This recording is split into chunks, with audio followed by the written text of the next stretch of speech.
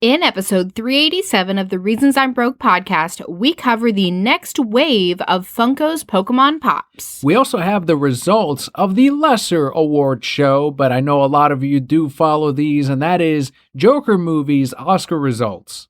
We also have our review of Birds of Prey and the Fantabulous Emancipation of one Harley Quinn. All of this and so much more on today's show.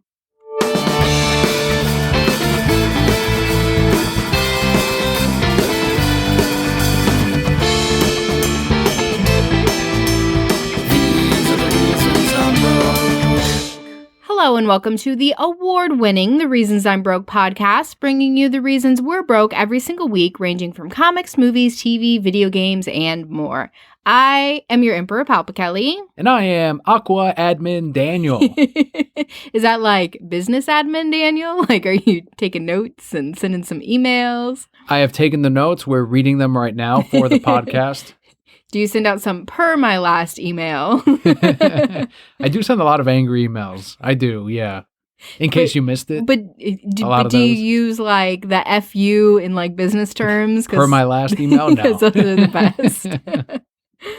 To those of you new to the show, the way we format it is first we go through the news, and then we go into our Patreon shoutouts of the week, which are thank yous to everyone that make the show possible. We have a comic book review as voted by you, and we're going to cap it off with our review of Birds of Prey and the Bro Kept Block, which is listener questions and where Kelli and I have been.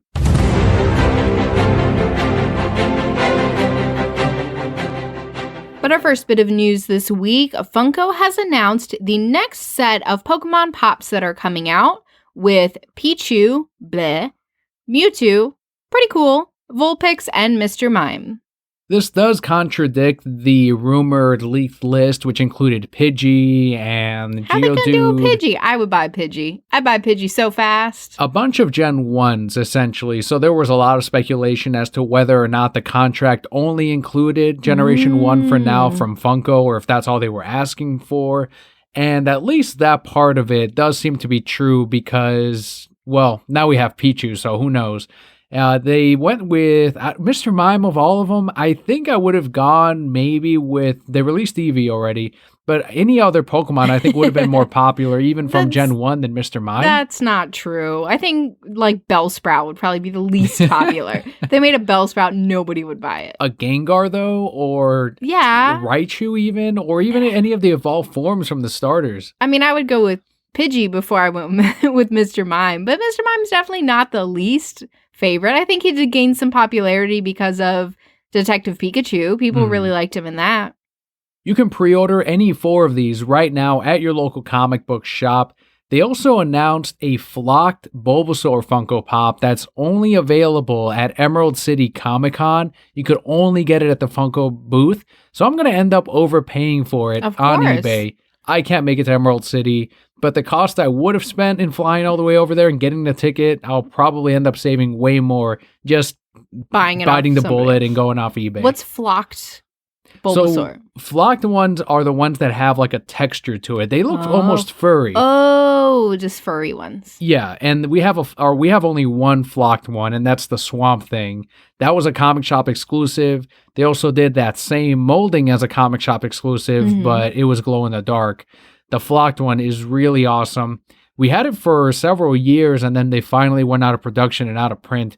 But that's the only one we own up until this Bulbasaur one, which I can't wait to get. That's pretty cool. I mean, if they make a Bulbasaur anything, you have to buy it. So definitely have to get this one. I know they did a flocked Pikachu. I forgot who that was an exclusive to, but that one is coming out also. I need it. I need all the Pikachu things. Except this Pichu, but that's not really a Pikachu thing. Would you get a Raichu over a Pichu? Over a Pichu, yeah. Like if they're like, pick one or like die, I'd be like, I guess Raichu. What do you think of the Alolan Raichu compared to the regular Raichu? No, regular Raichu all the way. Why do you need to be Alolan? Well, here's where maybe you'll change your mind a little bit. Do you remember that anime with surfing Raichu? Yeah. Or surfing Pikachu, I'm sorry. Yeah. And he had the blue eyes as he was going around and using the psychic powers to surf? Yeah. There's a lot of speculation as to that being the first Alolan Pokemon because the No, Alolan stop making Raichu, something out of nothing. The They're making Alolan- something out of nothing. the Alolan Raichu also surfs just No. like that Pikachu and Nuh-uh. also has the blue eyes Yeah. just like that Pikachu. You know what that is? That's people saying, what can we piece together that has nothing to do with anything? And that's what they did. You were going to fall in one of two places, and that's not where I expected. I thought your mind was going to be blown and you would have been impressed by this. No, because I don't like Alolan anything. Is there another Pokemon pop that you would want made? What's the next one you're looking forward to? Probably something in the Dragonite family. Like, I think a Dragonite pop would be really great. Lapras, I would really want. I kind of want a Pidgey now, though, because you said Pidgey. Kind of want Pidgey. If they made a substitute doll, I would get that one, too. Magikarp? I would, but I would have to pay $500 for it. There's no other way. For me, it's the Gengar. I already said it. I would love a Gengar Funko Pop. I think it would translate really nicely to that type of style that they're doing, even though they're kind of restricted and they're making them look as much as the original models as they will. And they're not letting Funko dig around with these designs. Right, of course not. Even Mewtwo is straight out of that card, the Mewtwo card and the sprite in Pokemon Yellow, where they're like, no, you're going to use that same fucking pose of him holding his hand up at the screen, and you're going to make that into a with Funko the real Pop. fat fingers that you couldn't ever figure out what they were. Like, what's he doing? Our next news story is the Joker movie. We knew it was going to walk away with at least one Oscar. It walked away with 4 Oscars this year, just for reference. So it's already gotten this was the highest award that it could have. The people that just had some free time and had a free moment were like, all right, we worked on the movie. I guess we'll go to the Oscars. Some people were still celebrating from winning the Oscars, but Joaquin was there in California anyway, so he decided to attend the Oscars. And he had a good message when he ended up winning with his Oscar speech. But this past weekend, the Joker movie took home 2 Oscars for Best Original Musical Score by Hildur Guðnadóttir and Best Actor by Joaquin Phoenix. Amazing. I know that some people are probably upset, like, well, it was nominated for so many, and why didn't it win all these other things? It's a comic book movie that won 2 Oscars. It's a comic book movie that none of us expected to be this grand, this successful. And it's a comic book movie that won 2 Oscars, right? And I really just hope this raises the bar for everything else that's going to come out, and that you can create great film with these characters because they are so dynamic and so interesting, and you can do such a great character study on so many of Batman villains, especially. People on Twitter were quick to point out that the last 3 movies that had the Joker in it ended up winning at least 1 Oscar. He's a good luck charm, I guess. Yeah, my coworker was like, put Joker in everything now, is what Warner Brothers is going to say. So to anyone wondering, it's the nearest, the latest Joker movie, Suicide Squad and The Dark Knight. I did see a meme where it's Jared Leto, like, looking out the window real sad, and it's like him watching Joaquin and Heath Ledger win Oscars as the Joker. I'm sad about that shit because everyone is still taking this moment to shit on Jared Leto's Joker as if it was this awful, terrible rendition of the character, and as if Jared Leto himself wasn't a good actor. He's an amazing actor. It was a great role. We wanted to see more of Joaquin or Joker and every Joker. We want to see more of every single Joker. But I remember you and I, when we were reviewing the Suicide Squad movie, we talked about how that relationship between Harley and Joker, there was a lot to discuss there. In the few bits that they had, the little bit of screen time that Jared Leto had, which was already cut down. There's an Ayer cut that we've been starting to fight for, which had a lot more Joker scenes in it than what we got in the theatrical cut. And given that he has now been put to the wayside, he's being ignored by Warner Brothers, and he's being kind of dragged by these people, unfortunately, because of these other performances around him. And it was kind of a weird position of you're damned if you do and you're damned if you don't, because he did something different than the other. And every single rendition of Joker has been different from the previous one. So to pretend that it was too different or too weird, it's like, look at Joaquin's.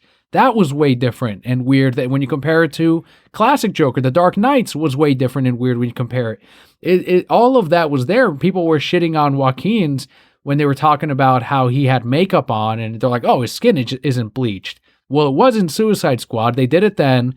They also did it in Batman 89, and they didn't do it in Dark Knight. And no one, well, they did say something back then too, but after the movie came out, they were very quiet about it. They were like, this is the greatest role of the year, and he ended up winning an Oscar for that. So I do get upset by that because I think Jared Leto is an amazing actor. I enjoyed Suicide Squad. I liked his Joker, and as we'll talk about in the review for Birds of Prey, I don't like how they've been cutting him out completely from the DCEU. Is he listening to this show and I don't know about it? No, but I'm definitely on the same page. I did really like him as the Joker, but I do have to sit here and point out, like, Suicide Squad and the Joker were very different movies, right? And so you're going to get a different feel from these characters, a different feel from their performance. And like you said, they cut a lot of him out in Suicide Squad. So there wasn't really that opportunity for him to shine enough when there's all these other pieces around him as well. On a related side note, two other genre films, Avengers Endgame and Star Wars The Rise of Skywalker, were nominated for Best Visual Effects and Best Sound Mixing, though neither won. Avengers Endgame also set a record of being on a bracket of movies that made that much money, over $1 billion, right? And it's on the same bracket as E.T., Jaws, and all these other classic films. That all took at least one Oscar, but Endgame did not. It's the only one that has achieved that. So that in and of itself is practically an Oscar. Exactly, yeah. And to any Star Wars fans that are like, oh, we got off kind of easy on this one. Well, Joker and Aquaman both made more money than the latest Star Wars film. It's a moment to celebrate if you've been pretty upset by the MCU and Star Wars, although I'm very neutral on Star Wars. Now, but if you love Disney, Toy Story 4 did win Best Animated. Yeah, it did. Over Klaus. Yeah, Toy Story 4 did not win a Oscar, though, so that's also pretty funny that it wasn't even nominated. The Avengers wasn't nominated, and Toy Story was, but did not win. Klaus, like you said, excellent movie. It's on Netflix right now. So fantastic for the Joker. So many great movies. A lot that we saw. We need to get on Parasite because that did win a lot of things. That was shocking. I didn't expect Parasite to win as much as it did. You know, I, of course, had very high hopes for the Joker, but when they did the Oscar announcements, I was watching them live. I was like getting ready for work or something and just kind of scrolling through the comments, and so many of them were, I'm glad Parasite's on here. It was a great movie. I hope it wins. It needs to win. Like, these other movies were great, but Parasite was on point. And it was a lot more of that than I expected because I hadn't even heard of Parasite until that moment. So there was definitely a lot of hype behind it. To me, I thought 1917 was going to take Best Picture, Best Directing. The Academy loves war movies, and I'm like, this is the one. It's just like the other ones that have won in the past. They're going to choose 1917. And fucking surprised for goddamn Parasite. I'll admit I haven't seen it yet. I will have to watch it now because I'm like, all right, let's see what this is all about. Apparently, there's a scene of stairs there, so people are like, which stairs are more iconic, the Joker ones or the ones in Parasite? Joker stairs, obviously. But fantastic job to the Joker, taking home 4 Oscars and 2 Oscars. Moving on over to some comic book news, we have a pretty ambitious crossover here as 2 massive franchises are getting together with a weekly 4-issue comic event this summer with My Little Pony / Transformers. I don't think this is as ambitious as you think it is. Because let me ask you right now, are you going to pick it up? No. You're not? I'm not as big a Transformers fan, and I don't care about My Little Pony. I'm not a fan of either, but I want to see what's going to happen. And I feel like that's going to be a pull for some people. Like, how do we mix these two? Let's just pick it up and see. I'll give it a shot if you want to. I'm not against it, but sure, if you want to read it. Do you have any experience with My Little Pony? Was that something you grew up on? I remember playing with the toys. I was at summer camp or something, and one of the other kids there had like the little plastic figures, right? And so I played with them, but I didn't know what they were. I'm just like, oh yeah, cool, these pony toys. That's it. That's all that I knew. That was my whole experience. And then I did see some of it when the whole brony thing was going on, and that I think we watched an episode or two, but The documentary, or are you talking about the show? The show. Okay. It didn't really catch my attention. I was like, okay. I did like the documentary on the bronies. Did you ever see that? I think I saw some of it. Where the dad goes to a brony convention with his son. And he tells him, like, I don't get it, but I still love him. As if, like, there's something wrong with him. Like, but I still love him. I'm his dad. No matter what, I'll be there for him. It's like, shit, did he murder someone? And so I saw that, and then the other experiences in the Toys That Made Us, that's also on Netflix. And they talked about that whole phenomena behind My Little Pony, the different designs that they made, the original designer to My Little Pony, the characters, and how she moved on from the company right before the toys took off. So she was talking about all the money she lost out on, unfortunately. You can tell she's pretty bitter about it.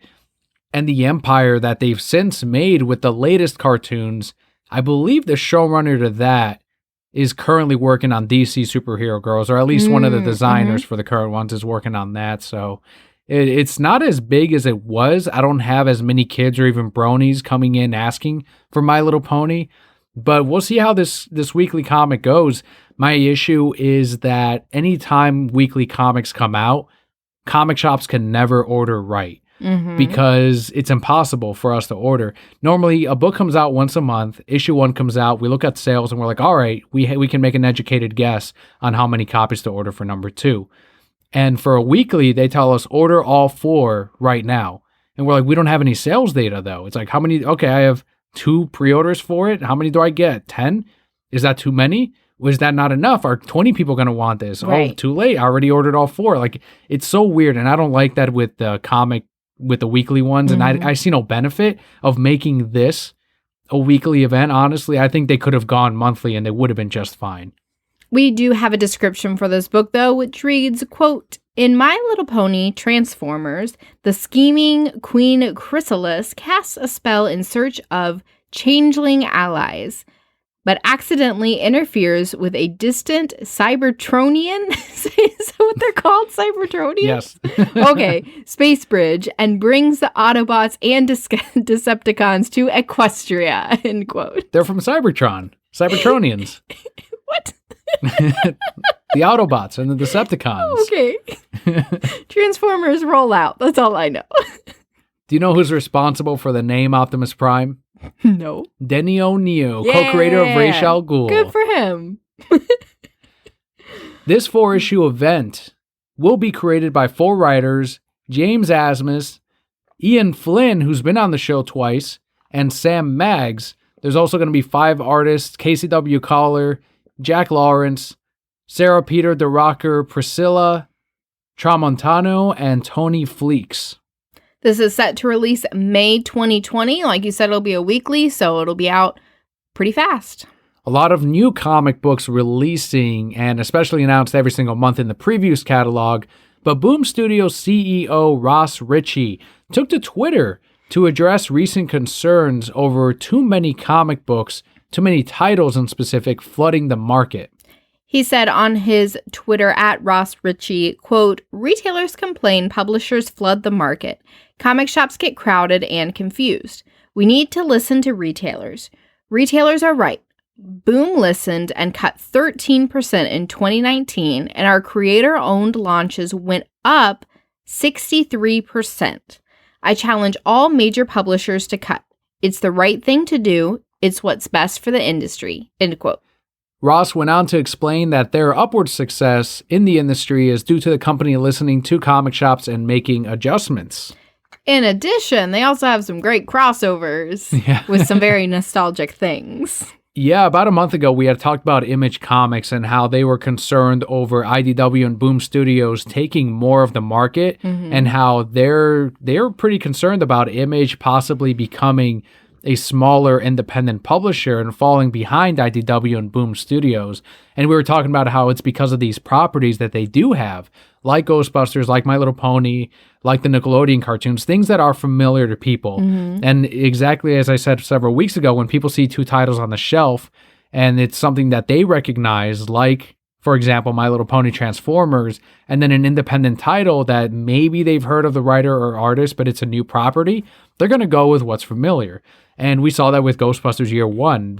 We sold out of all 10 copies. Wow. I think we had one pre-order for it, but they made it returnable. So we're like, yeah, let's order some extras. Sold out of all of those. And it's because of that familiarity with the property. And if you look at someone like Image Comics, who's soliciting new titles all the time, too many, that's what's hurting them. And that's exactly what he's addressing here. He even said in that same thread, like he commented about how Image Comics is a great publisher, but that, they've been making some right moves by cutting down a little bit on their titles. Some of the comments in the news story were talking about how DC and Marvel, once they make the cuts, that it'll be like, they're like, wake me up when they decide to get on board. DC did it right before, remember when they cut Hal Jordan and the Green Lantern Corps, Green Lanterns, all of those were gone, and they published lesser titles to focus on stronger stories. As soon as they did that, Marvel ramped up their titles to make up for that space in the market, and DC went, oh shit, well, we got up our titles too now because they're taking up the market and people are immediately flocking over to those titles. So that's an issue. DC and Marvel, they're going to have, I wish they would cut down and have more focused titles, but I don't think that's going to be the case. I do like that Boom Studios and IDW have gone up in the sales because they are retailer friendly. They are making comic books returnable for retailers. DC is starting to get on board with that. Those are things that are helping everyone. And I'm glad that Ross has such a focus on the brick and mortar stores. Some more comic book news from the Marvel side. Writer Fabian Nicieza and artist Ron Garney will launch Juggernaut this May in a new 5-issue miniseries. More of Marvel flooding the market. This is the exact opposite of what Ross Ritchie said to do. Juggernaut will team Kane Marco up with a mysterious new character named D-Cell, with powers that counter the Juggernaut's unstoppable force. The reason I included this is Juggernaut is one of those characters that people always ask about, just like Gambit. Do you have any Gambit stuff? Do you have any Gambit books? Do you have any Juggernaut stuff? A character that's just popular enough to have someone ask every month for Juggernaut stuff, but can never sustain his own series. I'm glad it's a 5-issue miniseries. If this were an ongoing, it would be canceled within a year. It's already going to end because they named the villain D-Cell. Like deceleration. Oh, I didn't even fucking get that. I'm thinking Duracell. No, deceleration. Who is just like, yeah, this is a good name for a villain. That's terrible. That's pretty much saying his whole point is just to fight Juggernaut and he has nothing deeper behind him. I mean, we got Reverse Flash. It's just the Reverse Flash. It's what the villains do.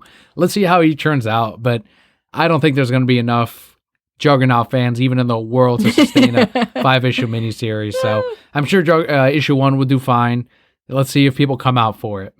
One thing that we are definitely here for is that Mr. Miracle artist Mitch Gerads has announced that he's renewed his DC Comics exclusivity contract. In a tweet, @Mitch Gerads said, quote, "Hey DC, you're stuck with me for a few more years. Excited to announce I've re-upped my exclusive contract with DC Comics. DC is not only home to my favorite characters, but more importantly, my favorite people. From Dan to Jim and to everyone above and below. Excited for the future," end quote. Just buttering up his boss on Twitter. Hell yeah. Yeah, they're good people, though. I like Dan DiDio. I like Jim Lee. And Mitch Gerads, I love. Like him and Tom King, they're going to go hand in hand at whatever companies they go to. I was listening to the Word Balloon podcast. They were talking about Strange Adventures, which is an upcoming book by Tom King, Mitch Gerads, and Doc Shaner. He was saying that Tom was making him nervous because he said, all right, and half of the book's going to be drawn by Doc Shaner. And Mitch is like, wait, I'm trying to feed my kids. But it would be cool to see. We have an advanced copy. We probably should read it. Probably. It's going to be a huge book. I can't wait. If you liked Mr. Miracle, Strange Adventures, you have to sub to. He didn't go into specifics on how long his contract is for. His previous one was for 2 years, but he did say a few years, so I'm guessing at least 3. Keep him on board, DC. Tom King, Scott Snyder, Mitch Gerads, all the big names in the industry. Hang on to them. And from what I've heard on shows like John Word Balloon, DC does pay better, and that's why they retain a lot of these higher quality artists. They just hold them close and treat them right.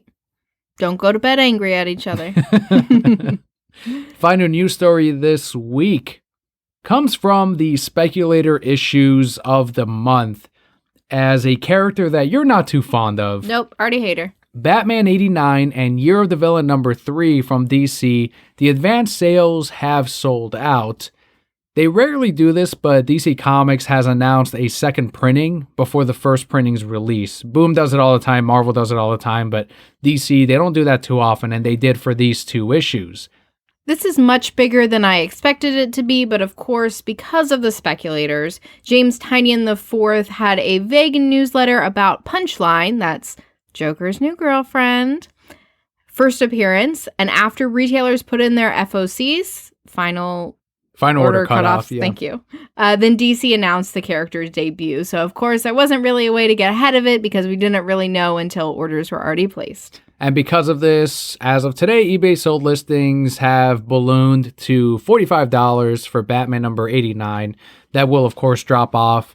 A lot of people are saying that this is just the new Joker's daughter, where people were in a frenzy to find her first appearance in Catwoman and paying a lot of money for it. And now you can find that issue for $6. It's not it's very easy to find. She wasn't cool either. I didn't like her. Yeah, that's another thing. So it's, as while these speculators are picking up these issues for the first appearance of Punchline, the story has to be really good and retain people's attention for her to stick around. And it's tough in this market. She's not in Batman the Animated Series like Harley. They think she's going to be the next Harley Quinn. She's not. There's no cartoon that has this character in it. There's no TV show. There's no movie that is there to support the character as well. There's no solid foundation behind her. This is the solid the foundation for it. And so far, we're going to find out if it's a solid one or not. But as strong as it is, I don't think it's going to be that huge a deal. Someone who's much bigger right now is the Batman Who Laughs, right? He blew up. He's got merch. He's got statues. He's got everything. I think his first appearance, last time we had it was the Teen Titans issue, $80 to $100. So even then, it's not that huge of a market for these characters. But because of that, the reason I'm frustrated is because of that vague newsletter by James Tynion, who's the writer, and I believe he might be the co-creator of that character, but instead of letting retailers know ahead of time of, hey, you guys may want to order up because we have this new character, Punchline, they tell us after the FOC, the final order cutoff. The way these things work is retailers have until a certain date to order a particular issue. Every single week, every single Sunday night / Monday early morning, the orders go in for that week. And I do something at the store where I'll put up a Facebook group and a page and I say, hey, these are the titles, put in your numbers now. Anyone, if you want any of these books, let us know before this Monday. And that's when all these, we get all these requests. And I'm like, all right, awesome. I can fulfill the numbers. Anyone that wants them before the FOC, if you want multiple copies, great. After the FOC, everything's limited, right, to one per person and sometimes none because we end up selling out, just like we did with Batman 89. Of course, after the title's FOC for Batman 89, then DC decides, hey, by the way, there's this character Punchline. We could have sold so many more copies for them, for us, and more people would have been happy at having a copy of this. But instead, because of that, I think it's a misstep from DC. It's going to upset a lot of people when these issues come out. And of course, all of the speculators came out from the woodwork. The ones that aren't there to read the story, they're just there to buy the book so they can flip it at a later time. And thankfully, I'm out. Like, I have no copies to pre-order, and that's it. So it's just a lot of, nope, sorry, there's a second printing coming, but nobody wants the people that want to read it want the second printing, but these speculators do not. So that's I'm frustrated at DC for feeding into this frenzy to a character that, as I mentioned, it's probably going to be another Joker's daughter when it's all said and done. Now let's actually talk about the character because we're readers and not speculating on this character. How do you feel about, someone who's a longtime Harley Quinn reader, the Joker moving on from Harley Quinn? That seems to be a theme lately for whatever reason. I guess because of Harley's popularity, they're trying to break her out. But he's now has a new henchwoman. What are your thoughts? I hate her. Because she's the replacement. There's you know next to nothing about her. Yeah, and I hate her. I don't need to know more. But here's the thing. From a very unbiased perspective, right? She's not going to be another Harley. She's not going to gain that popularity. Part of what made Harley so great was how charming she was. And a lot of that charm was based off Arlene Sorkin's voice behind the character, making her fun and lovable and ditzy, but also she was a psychiatrist, so she was extremely brilliant. So then you could deep dive into how much of that. Listen, she's great. She's a very deep and complex character. I really highly doubt the punchline is going to get to that point for the majority of people, right? There may be some people who really like her. Not going to happen. Second, I don't ever see the Joker moving on from Harley, because realistically, he was never really attached to Harley. Like, Harley was convenient and pursued him and was beneficial to escaping him from Arkham and keeping him out of Arkham. But I don't see him running into some random woman on the street or somebody breaking into his hideout. And then he's like, oh, yep, I guess we're together now. Like, there's beyond the way that he and Harley began their relationship, I don't see a feasible way where he would be a captive audience for someone else to start that journey, because he's not going to walk up to anyone and be like, oh, yep, let's be together now. Like, I'm interested in you. Let's pursue this. Or I'm interested in what I can use you for. Yeah, we don't know anything. We're going to find out in the origin, whenever that is. I don't think it's going to be in these 2 issues. I think these are just first, brief appearance and first full appearance. But when they eventually give us the origin of Punchline, we'll find out how the Joker ended up connecting with this character and what their relationship is. If it is a quote-unquote romantic one like he had with Harley, I don't think it will be, because I think that's how he manipulated Harley and that was it. But and again, I have no idea what's going to go down. I think Punchline's going to be a more sadistic and evil version of, I guess, Harley Quinn. One that is also going to end up turning on Joker and possibly become a rival to the Joker. And I think that's where the story's going to go. But this is also my idea based on nothing. My idea based on them trying to not just make her another Harley, but make her a legitimate villain. I think one of the charm of Joker and Harley too is they are so on again, off again, right? I get that we're trying to make Harley her own woman doing her own things, free of the Joker, but there's always going to be a part of her that's going to be like, well, let's just go back. Let's just go back for a little bit, because as much as she tries to come out of that insanity, I don't think she ever really will. And that, again, is what makes Harley, right? She has her moments where she can go off and be with Ivy and do her thing like we see in the cartoon, which is hilarious. If you guys aren't watching it, please do. So funny. So many great moments in there. But then, yeah, she has to come back to the Joker, and then they're on again, and then he does something stupid, and now she's her own woman. And that's just what kind of feeds into both characters and keeps them light enough in all this terrible things that they're doing. And so, yeah, I don't really see Joker with another girl. Like, it would be funny though if she does become a more sadistic Harley and even the Joker's like, whoa, that's too much. Like, gotta stop. Don't think this is working. How much of a troll would it be if in like 2 months Harley Quinn murders Punchline? Oh my God. That's also too much. All right, that wraps up the news for this week. Let's head into our thank yous for everyone who make the show possible each week. It is our Patreon shout-outs.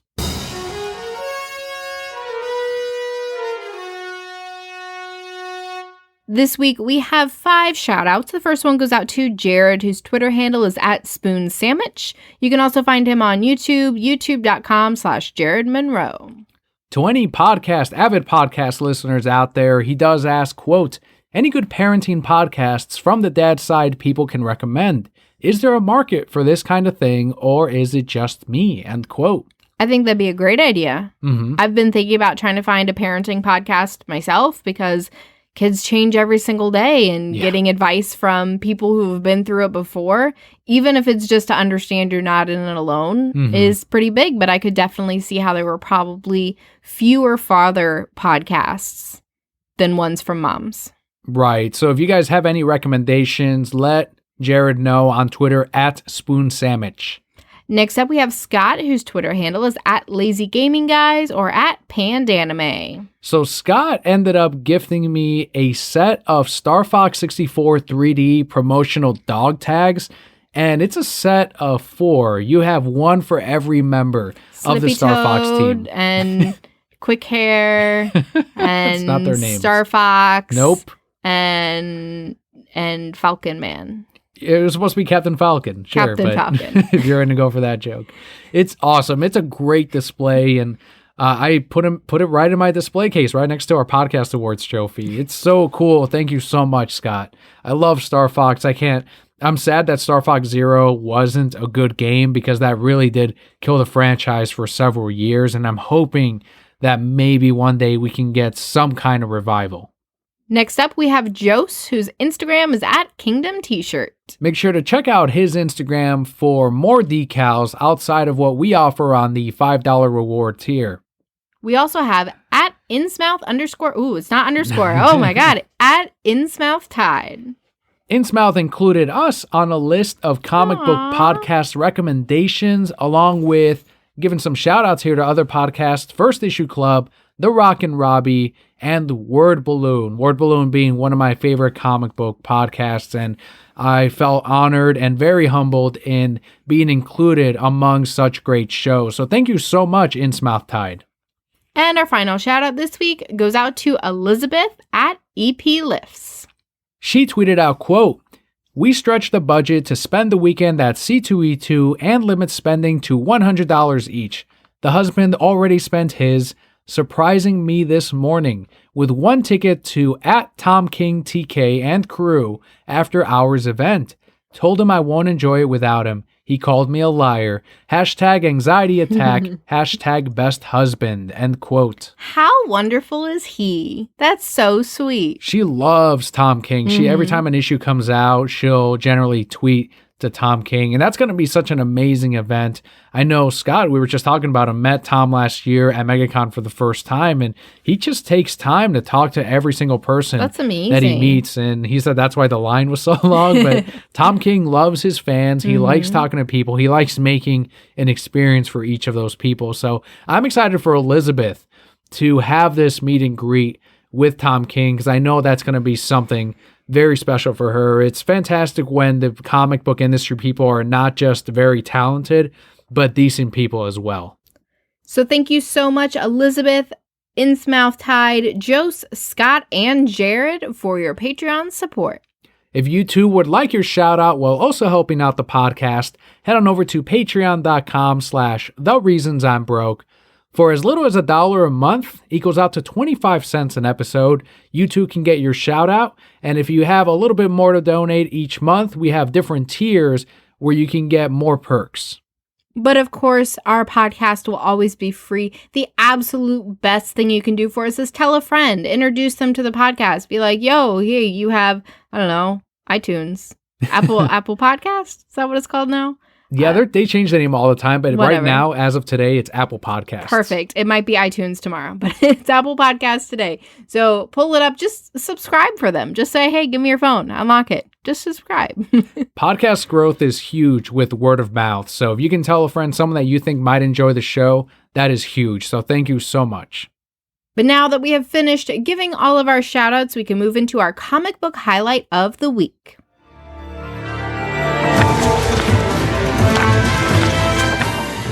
As voted by you, it is Sonic the Hedgehog number 25, written by Ian Flynn, art by Adam Bryce Thomas, colors by Matt Herms. And some of you may be wondering, what do you mean voted by me? Well, if you go over to our Twitter account at Reasons I'm Broke, every new comic book day morning, every Wednesday morning, we'll put up a poll with, hey, which one would you like us to review this week? And you can vote right underneath the post and influence the podcast directly. So this week it was Sonic the Hedgehog with its oversized 25th issue. When we had Ian on the show, he talked about how they were going to make this one a heftier book. This is the first Sonic issue I think I have ever read. I was very lost. I was like, where's Big the cat? Where's Tails? Tails was there for like a panel. For like a panel. So a lot of different characters that I didn't know anything about. You had to kind of explain to me there's a zombie apocalypse, I guess, going on. And so you had to kind of fill me in on some of the story. And so it was just a lot of dialogue for me as somebody who was coming in for their very first issue. Kind of felt more like a filler issue than things actually happening. Yeah, I don't know if I'm a product of, well, we had him on the show and he was setting up issue 25 for us and kind of how things are going to get much worse for the Sonic team before things get better as far as figuring out what the cure is for the Zombots. So I thought number 25 was going to be like a big fallout, especially since it is a thicker book, more pages. I think it's $4.99 for this issue. I'm like, all right, this is where things are real. Shit's going to hit the fan, right? But it was a setup issue. It was more about these villains we're figuring out this is where the lines are now. So Eggman is more on the hero side at this point. We've got these other bigger villains, a bigger threat to not only Robotnik or Eggman and the Sonic crew, but also to the world, as they can possibly also control the Zombots, or at least try to. And it's all about the Sonic team figuring out, like, all right, do we have a cure? How fast can we figure something out? And that was a majority of the issue. We did get the return of other characters from other Sonic properties. I won't spoil that for anyone that might read the issue. We also had some interactions between Tangle and Whisper, so there's a little bit of that sprinkled in. But for the most part, maybe it was just my expectation of issue 25, but it wasn't quite that fallout that I expected. I will say that my favorite part of the issue was at the beginning, because I'm a Knuckles fan. That's my favorite character out of all these Sega properties. And it starts, I don't think it's a spoiler because it's right at the beginning, but it starts on the floating island. And just to see Knuckles in action again, it reminded me of the old Archie Knuckles series with the way that they drew him. And I thought that was cool because they went right back to, when I was a kid reading these Sonic comics, the Knuckles books. And Treasure Hunting Sonic recently just helped me in obtaining an original page, an original splash page from the Knuckles comic book that I grew up reading. So I was just like, man, this is amazing that it's all now flowing into this, all these things happening at once. And then this issue gives me some Knuckles awesomeness. That was my favorite part of the book, is that opening setup to it. You know how they're going to cure the Zombots? What do you think? Well, Knuckles is the key. You think Knuckles is going to be the key to this? He knows the way. God damn it. Fucking. You're getting my fucking hopes up, and that's an equivalent of a fucking. You might as well have gotten me with a D's nuts joke. Shit. Oh my god. He was so helpful. And I thought, like, maybe that's why Ian was downplaying some of the Knuckles thing. Like, oh, he doesn't want to ruin the fucking spoiler, and Knuckles is. Man. He knows the way. I'm tired of this Ugandan Knuckles shit. You know where he knows the way to? No, I'm not going to fucking answer that one because you got me once with that one. Fuck that shit.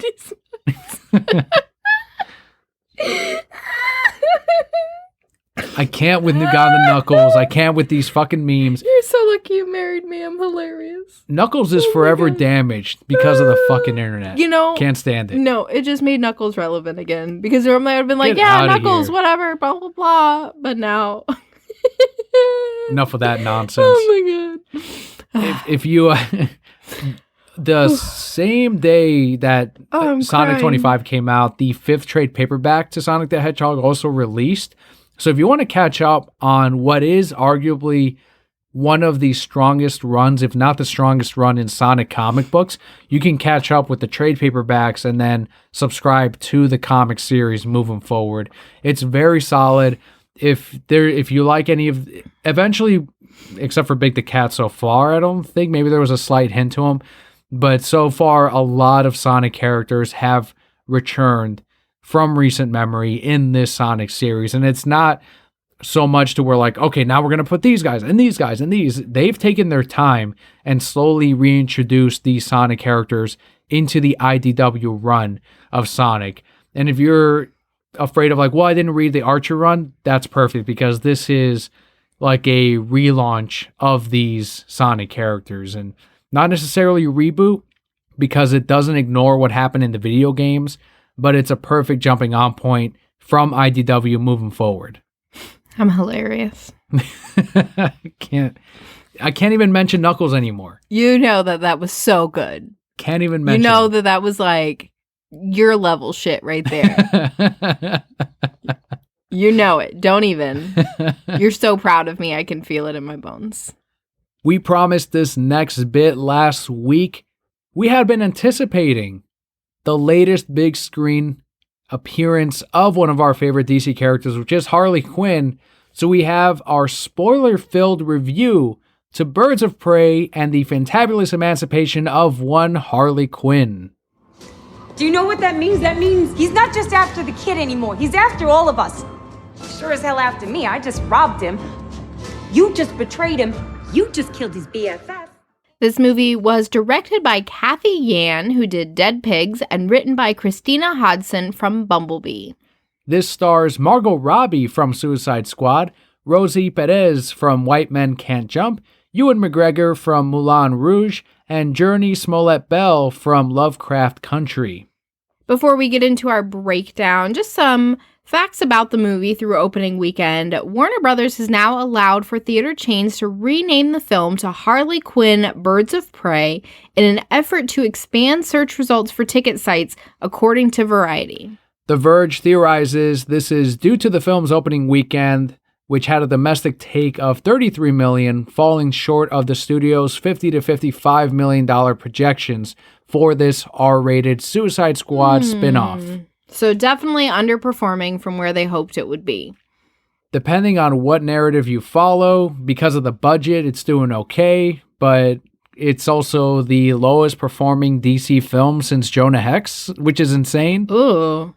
And people are trying to figure out what it was, if it's because it was R-rated and the demographic, at least in the marketing, was aiming at a much younger crowd, or if it's because these characters of Birds of Prey are not strong enough to draw in a crowd, and maybe it should have been Harley Quinn or the Harley Quinn Joker movie or the Gotham City Sirens, which would have also featured two big characters like Catwoman or Poison Ivy.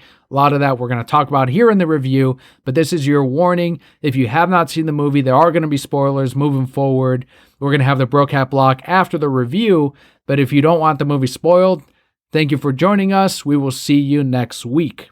But the topics we're going to cover in our review are the story, acting, directing, and special effects. We won't be giving it a rating or stars or anything. We'll just kind of let you figure out, based on our discussion, what we thought of the film, whether or not it's worth watching, or if you agree or disagree with what we think. And as it turns out, Pablo Kelli and I didn't end up agreeing on Birds of Prey.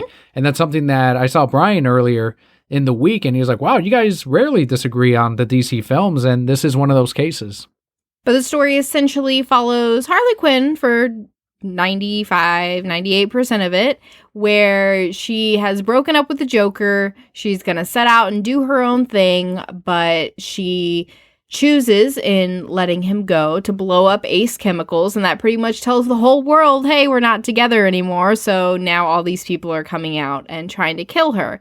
Throughout all this, there's the Black Mask, who's just trying to do Black Masky things, and is inadvertently involved with all the other women who Harley teams up with. And then, of course, they team up together, and they go throughout trying to get back at Black Mask, trying to stop him for what he's doing, etc., etc. Plot isn't incredibly complex or difficult at all to digest. I know that the themes here seem to try, it seems like the writer really tried hard in making each character reflect a real world issue or an obstacle that maybe a woman would have faced. Am I wrong there? I can't speak for you, so.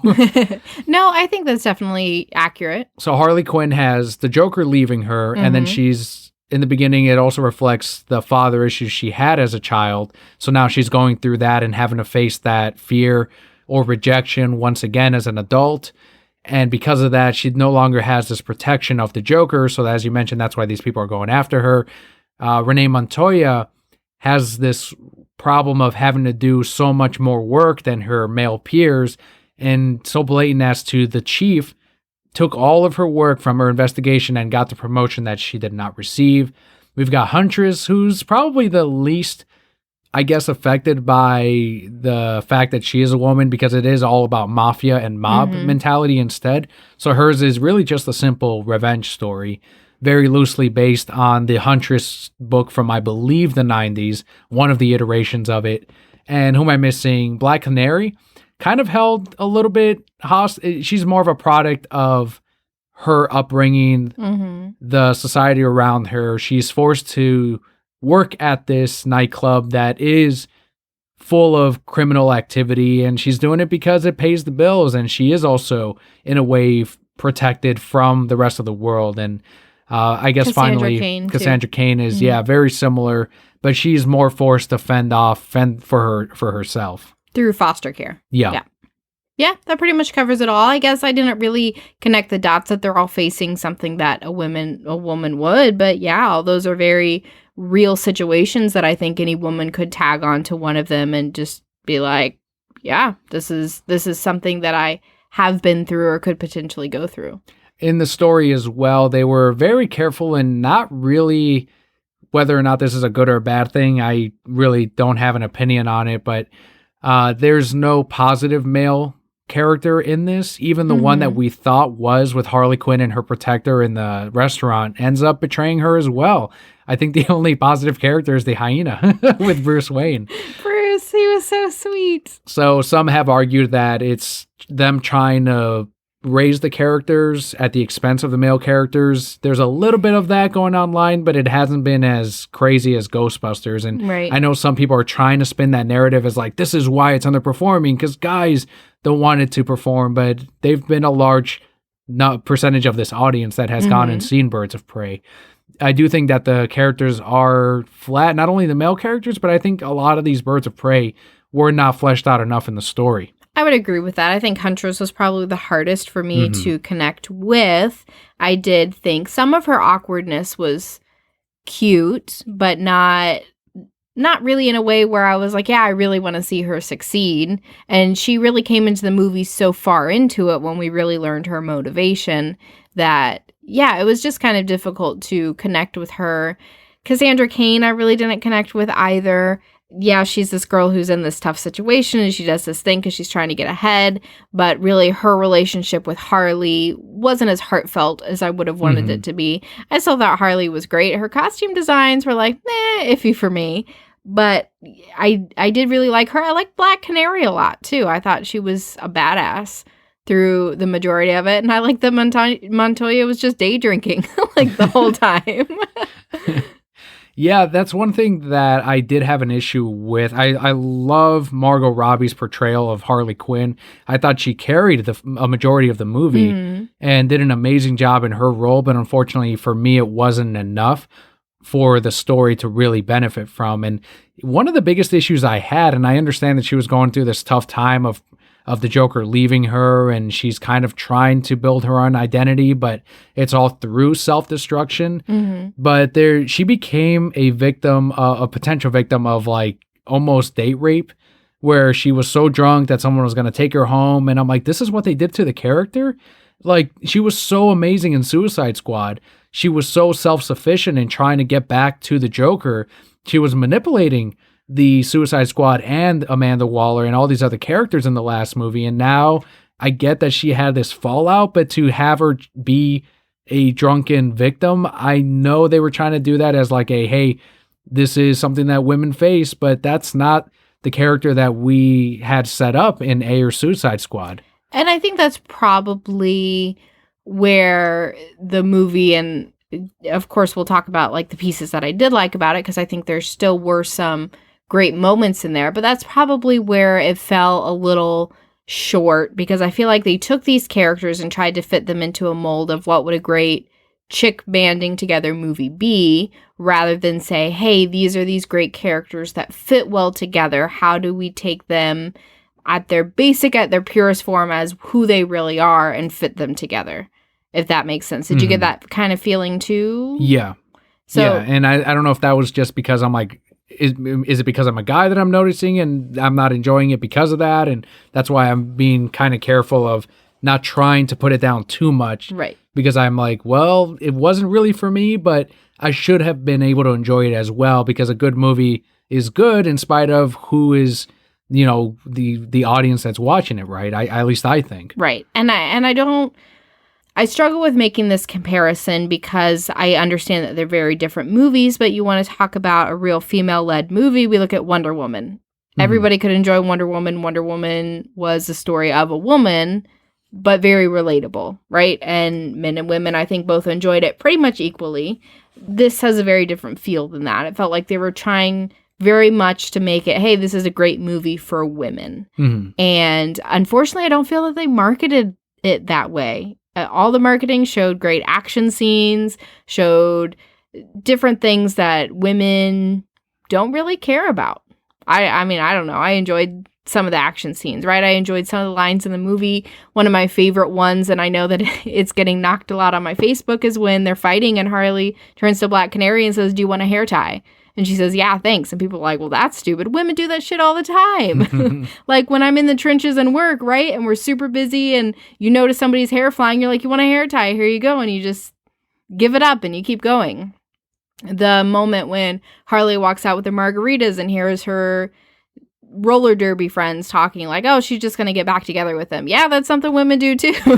Like we talk about you when you go get margaritas for everybody. But I was also like, they're right though. Like she will, Harley at least, goes right back to the Joker. Yeah, probably. But then of course she heard that and she was like, "Okay, I'm done. You know, I need to go find real friends." Again, feeling betrayed. See, not all the men were bad. There were some women who were bad. True. So then, she decided to go off on her own. I felt it was a little out of character that when the little Chinese man, he was wasn't so he sweet. Taiwanese? I don't know. He was sweet. Anyway, when he turned her in, then, she's like, "Well, I guess I'll just turn in Cassandra Cain too." Right? Even though she's this kid that needs protection, like, whatever. And I was hoping it'd be a moment like from Suicide Squad where she's saying, "Yeah, I'm going to turn her in," but she wasn't really going to.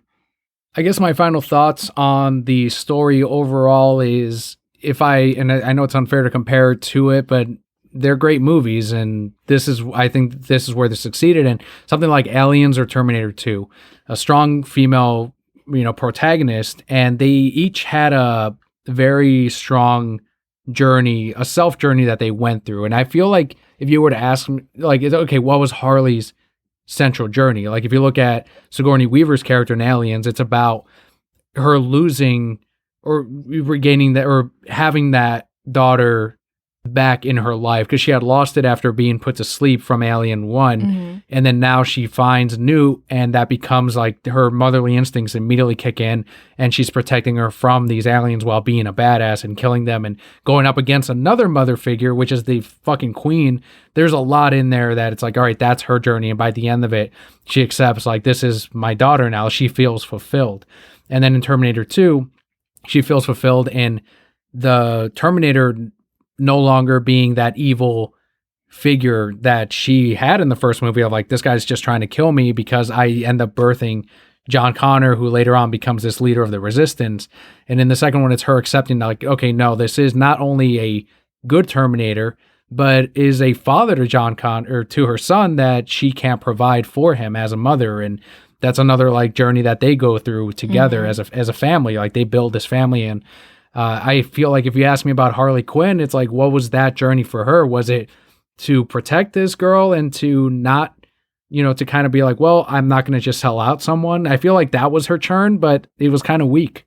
I would agree with that. I think a stronger direction that they could have taken, because if you remember in Suicide Squad, there were those, she has that dream and then there are those glimpses of those baby clothes, right? Mm-hmm. So she wanted a child, obviously never had one with the Joker, but she could have seen Cassandra Cain as like a surrogate child and learn to trust again and learn to trust other people, where obviously she couldn't have with the Joker. I think the story would have been stronger if they had written the Joker in there, actually had Jared Leto, actually seen why did they break up instead of just, oh, we broke up. Yeah, they were very messy in getting him out of the picture completely. Mm-hmm. And even in the Suicide Squad flashbacks where he was pretty prominent in those creations of Harley Quinn, they ended up cropping the picture so that there was less of Jared Leto in the image itself. And it's like, holy shit. Even in the cartoony drawings that they did of the Joker, they made him right. Didn't even look like him. It was not the big screen the Joker that we're used to. It was the more comic traditional one, which is not the one they set up here. And some of the things I've heard is what happened to the murdering of Robin? Like that was a pretty big part of Joker, Harley Quinn, and Batman's world. And that got pushed aside. There was no reference to the murder of Robin, whereas there was in Suicide Squad. And instead, it's like, all right, well, we need to cut out this Joker iteration. So they break up and that's it. So now she's off on her own. And it's like, it just didn't work, especially with the Harley Quinn they set up in the past. what's kind of, I don't know if ironic's the right word for it, funny about it is in Ayer's cut of Suicide Squad, he had that extra scene of Jared Leto's Joker actually selling out the Suicide Squad to Enchantress because she would have granted him, the wishes that he wanted. And that's why Harley Quinn says, okay, well, Joker's no longer who is out to look out for me. Instead, it's this group of misfits who it's like, that's crazy and it's dumb, but this is my current, I guess, family or team or whoever who's out there to look for me. And that's what motivates her to instead fight Enchantress and not go for that vision that she saw of them together as a family, like a normal family. And if we had seen that extended cut, we probably this would have made a tiny bit more sense. But with the cut that we got, it's Jared Leto's Joker going in, protecting her, saving her, and that was a kind of a happily ever after there. Do we know 100% sure that this movie takes place after Suicide Squad? Yeah, because she references Boomerang and says, oh, I know him, and that was it.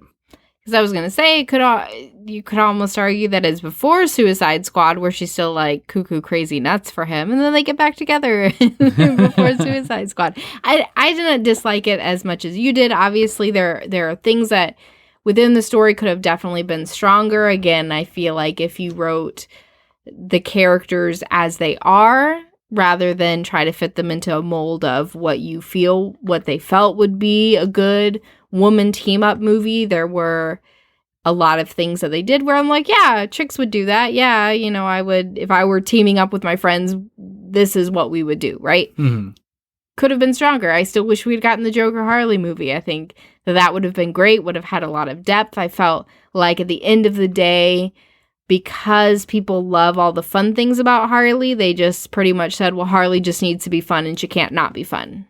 Let's move on to the acting, which we're talking about Harley, Margot Robbie, and it's not any, she was a producer. I don't know how much influence she had over the writing or the direction of where this character was going, but I felt that all her scenes were on point. I didn't feel like she was the strongest character and the strongest actor in the movie. Of course. Yeah. I mean, we figured as much. She's a pro. I do really like the actress who plays Montoya, but she plays the same thing in everything I've ever seen her. Is that disgruntled, cop-like figure. Again, from Huntress, I think she was the weakest in there. And I don't think that was her fault either, because they're just like, this is what you have to work with. Like, you're this awkward character, and that's it. Just so that I guess people can go, oh, I have that awkward friend in my group. I can relate to them. And I felt that was weak. And I know she's a good actor. And we've seen her in we were just talking about Scott Pilgrim last week. And unfortunately, she did her best with I'm getting revenge and I'm nothing like these girls because I've only been raised to kill. And that's it. That's her character. It was unfortunately the weakest part of that team. I thought the actress who played Cassandra Cain did a fine job. Like, I believed, that she was a foster kid who just goes around stealing things. Yeah, doesn't speak orphan or back row to me, but... Zaz. Yeah, you were laughing at that. Oh my God, I couldn't even focus on Zaz because he's played by the same actor who played one of the doctors in the Mindy Project. And I watched that. I've seen that whole series at least 2 times, maybe 3 times now. And so every time I saw him, I'm like, you're just the doctor. You're just this awkward, angry little Italian man. Just trying to calm down Black Mask. Well, that's one of the things that I saw and we didn't really talk about Black Mask or Zaz when we were talking about the story, but Zaz, I guess he played it as like this creepy, psychotic murderer, which is really what Zaz is. We never saw him marking himself, right? He showed off the scars. He's like, I've got a spot for you right here. But that trademark wasn't actually seen or shown in the movie, which is kind of weird because it's rated R. So it's like, why wouldn't we see that? And Ewan McGregor, I thought was kind of weak as well. Like, I know he's a good actor and I know he does well. And people are saying, well, it looked like he was just having a lot of fun with the role. But I thought it went a little overboard for even a movie like this. People are like, well, he was bipolar, but one scene he was this and one scene he was that. And it's like he couldn't decide what kind of Black Mask character he wanted to play.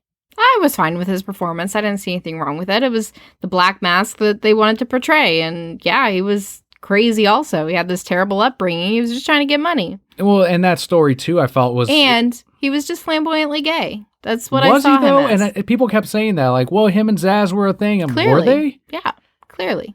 I got the vibe. I didn't really read it that way. I think people were just wanting him to be gay with Zaz. I got my gaydar. It was fine. I think they would have confirmed it if they were. They were together, clearly. His story with getting the diamond, do you know about the original? Mm-mm. So the rumored thing, and a lot of these things ended up being true when you actually watch the movie, except for the fact that I guess there were supposed to be in the original draft of it, and I don't know if it would have worked or not in the final version, but there were supposed to be dick pics of Black Mask in the diamond. That's why he was trying to get it back. So they quickly rewrote it because the internet reacted very negatively to it, and they changed it to like being this, I guess, money pit that he gets. And that when you really look at the movie, it doesn't fit with everything else. It feels like the dick pics thing would have fit this zany character that they built with Black Mask. Who's putting dick pics in a diamond? I don't know what that. I would have liked to have read that original script just to see why those got put in there. But I don't know. I thought that even that villain of Black Mask and Zaz, they were whatever. They were just thugs. They were weak, and because of that, Ewan McGregor also was, I guess, trying to liven this up and trying to make it his own thing. But even in some scenes, I didn't buy it. And I felt were like, all right, this is just weird watching. Not weird as in like, oh, this is uncomfortable because he's this villain, but more like, okay, what's he going to try in the next scene? So next category is directing. This is more your category than mine most of the time. I didn't really see anything like way out of the norm. I will say something that I wish they had done, and I guess it falls more under special effects, is they have that one particular scene where she's breaking into the GCPD and she's shooting people with like the sparkles. And so there's glitter everywhere. I would have liked all blood to just be glitter for the whole thing. I thought that was like a lot of fun, but yeah. I will say that scene was probably my favorite shot out of this whole thing. I did like the use of the smoke effects and the glitter, confetti, all of that. I mean, you if you really look at the scenes, like she would have gotten shot immediately. As soon as like all these people were like, no one noticed apparently, like she was going through it, but it's something that I put aside as like whatever, right? Comic book logic and whatnot. But when you actually see her in slow motion knocking all these officers out, and even to an extent when she's fighting the bikers in the evidence locker or in the evidence room, I'm like, all right, this scene's not bad. Like those were probably my favorite sequences out of the whole movie. I did like where she breaks the sprinkler and she's fighting them with all the water around. I thought that looked really nice as well. That was awesome. And I believe the scene of her in the roller skates at the end was directed by the John Wick director. So I think that was that scene, and it was okay. Nothing great or special about it. And I don't know if they worked on those scenes in the GCPD, but outside of that, there were some weird choreography moments, especially when they were in that amusement mile park type of the titty twister or whatever it was called. Yeah, like some of those scenes. Oh, the booby trap. It was a Not little the titty twister. It was a little too choreographed, right? And it wasn't as natural, it wasn't as smooth. And I don't know if that's a product of Kathy Yan's possible inexperience. I know she had mentioned that she needed to talk to Patty Jenkins to get some confidence from her and really make this movie her own. And but there wasn't anything. You know what? The scene of her in the supermarket and they have the camera in the basket, I thought, I'm like, oh, that was kind of cool because they just have that. There's some energy to it. And then the scene of her and Orphan, Cassandra Cain, in her apartment, just watching cartoons together and kind of seeing her history in that. I thought that was pretty well directed, but for the most part, there wasn't anything too eye-catching or really great. We talked about the special effects a little bit. There's some blatant green screen going on, especially when you see the docks and that shot of all these henchmen descending on the birds of prey. Didn't look good. It looked almost CW-ish or Gotham and on Fox. I don't know that it stood out that much to me. I was, I guess, a little more invested in the story, so it didn't look terrible. But like I said, things I would have liked to see more are the confetti. I will say that scene where she's petting Bruce, the hyena, he looked really good. Yes. Like it looked like she was petting that hyena, and maybe there was a giant ass dog there or a real hyena. Who knows?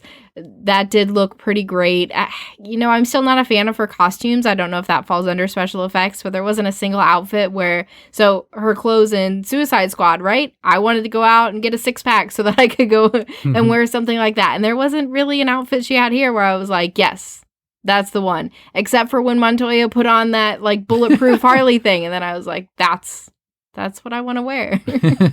So I think that was a poor choice on their part because, yeah, you make something women are going to want to wear and you're going to sell a lot more of it.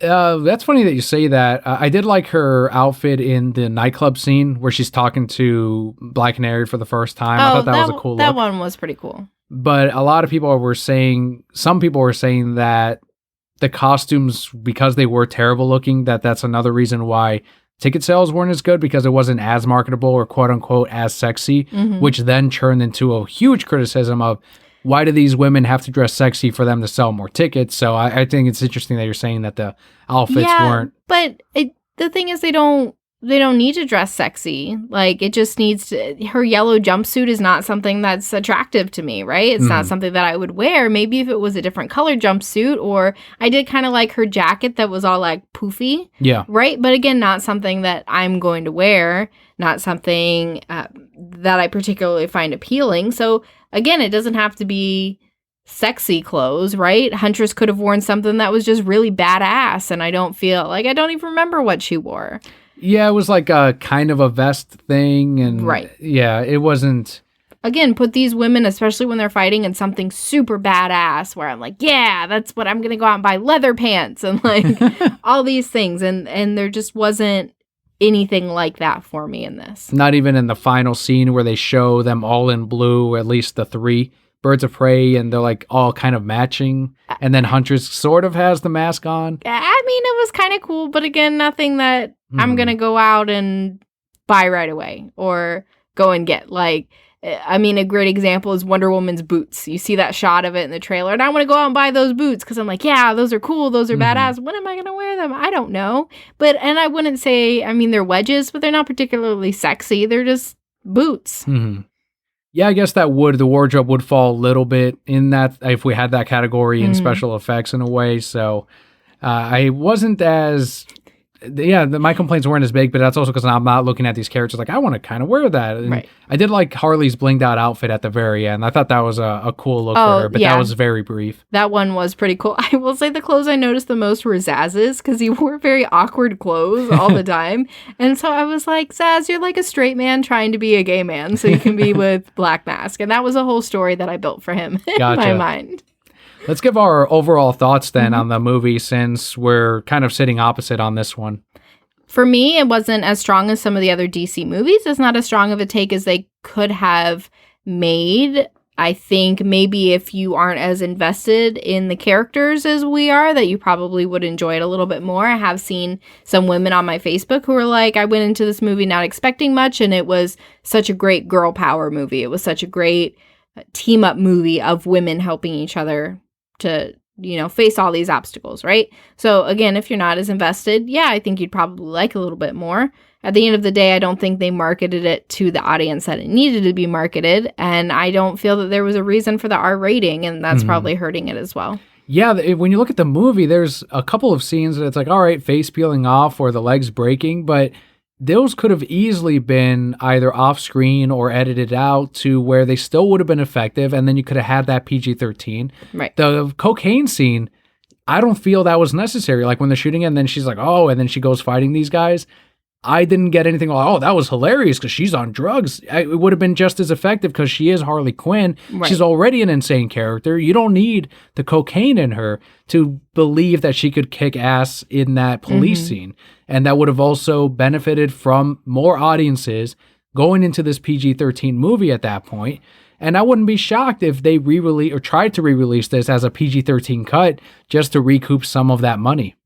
My ending thoughts are this, Aquaman, and Shazam are movies that I don't need to buy and that I really don't have a desire to see right away.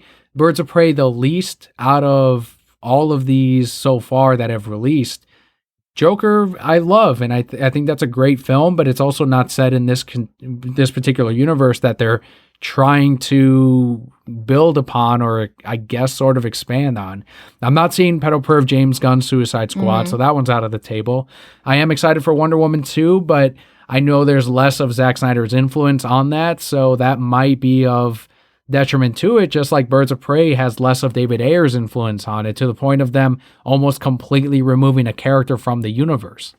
Before we move on from this, though, I do want to say that one thing this movie did absolutely right was Arlene Sorkin. Yes. In the background, on the TV, and I get it, nobody but very big Harley Arlene Sorkin fans are going to catch this nod, but I was so happy, to the point of almost tears, that they had so much respect for her and what she did for the character, that they included her in there in some capacity. That's right. Didn't see no fucking Tara Strong on there.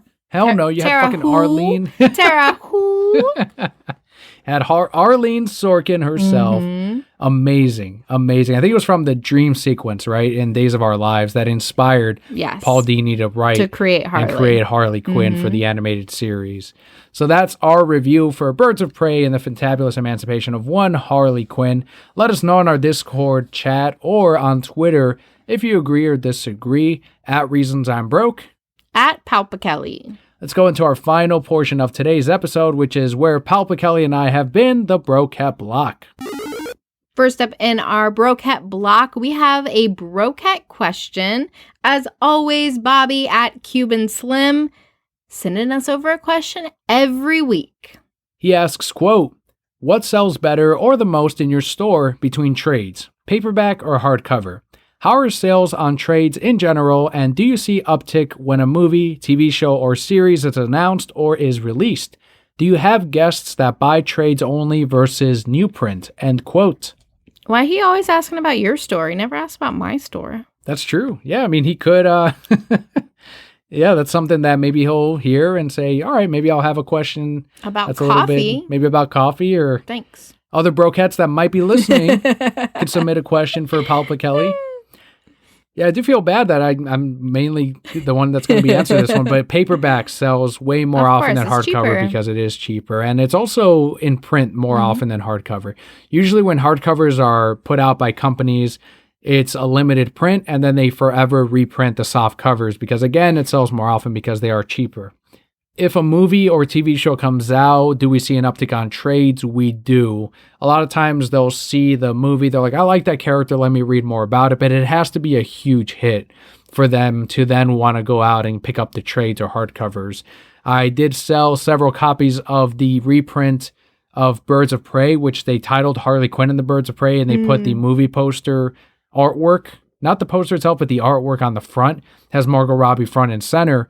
And that one did sell quite a bit. And I don't know if I'm going to order any more copies because the movie's not doing too well.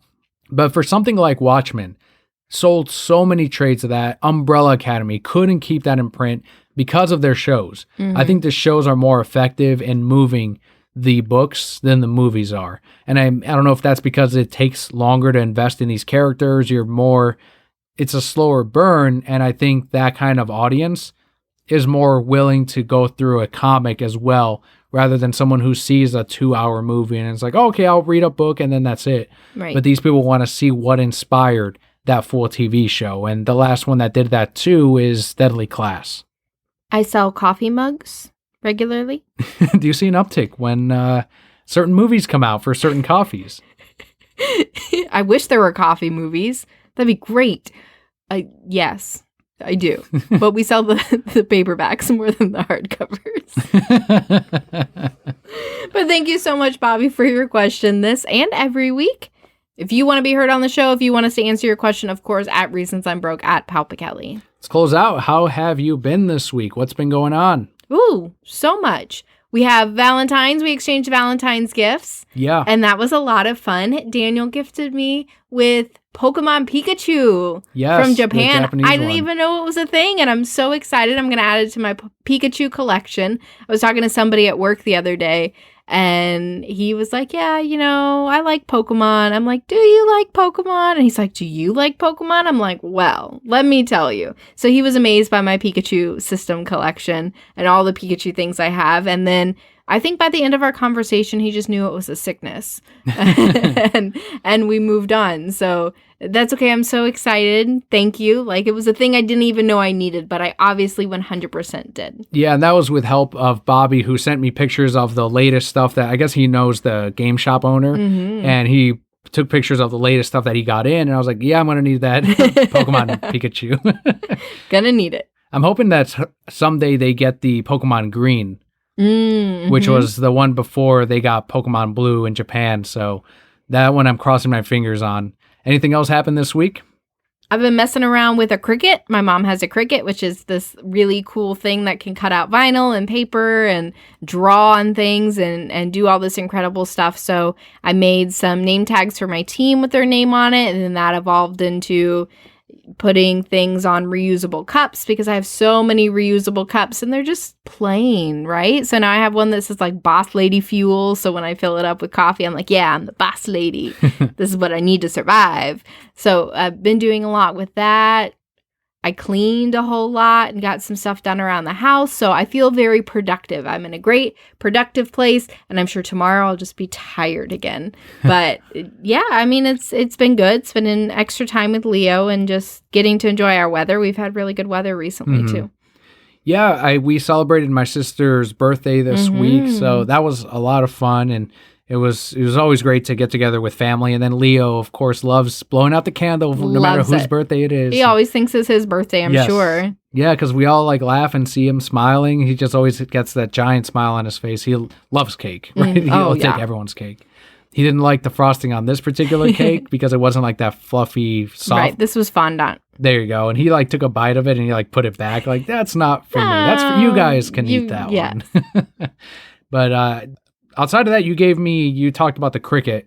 You made me your Valentine's Day card for me. I did. It was a Pokeball, and inside it says, Charmander is dumb, Squirtle is blue, but you're number one, and I choose you. And it's Bulbasaur on the inside. And you handcrafted that with the Cricut machine. So that was awesome. Thank you so much. Of course. And that also included Copic markers, which I've never had, and I've always seen them. And they color so amazingly. They're very pricey, and I think you've heard that enough over the years. I'm like, man, those are so awesome. And I get commissions a lot from people that they end up doing them in Copics, and they end up turning out amazing. Alvin Lee did a great Copic drawing that I commissioned from him, and that was awesome that you got those. And I'm gonna have to very carefully experiment with those because they're expensive, but two, you have to refill them, and there's a whole process to learning how to properly use them. And that was really cool. So thank you. But I had mentioned earlier the speculator rush with Punchline. That's kind of mainly been my week though. Birthday and Valentine's Day has been huge. We'll be going out to dinner for not Valentine's Day. We always do it before or after the actual day, just because it's insane to try to go the day of. And thankfully we have the opportunity where someone is able to watch Leo this year so that we can go out to dinner and just enjoy some time to ourselves. Yeah, that'll be nice. Who knows where we're going? I don't even know. Don't care. We get a baby-free dinner. I think that is it for us this week, though. Thank you so much for tuning in this and every week, whether or not this is your first episode or your last. We thank you for taking some time in your week or your day, and hopefully you found something in today's episode that you enjoyed. As always, I am Ember Palp Kelly. And I am Aqua Admin Daniel. And Brocat Core. All will be well.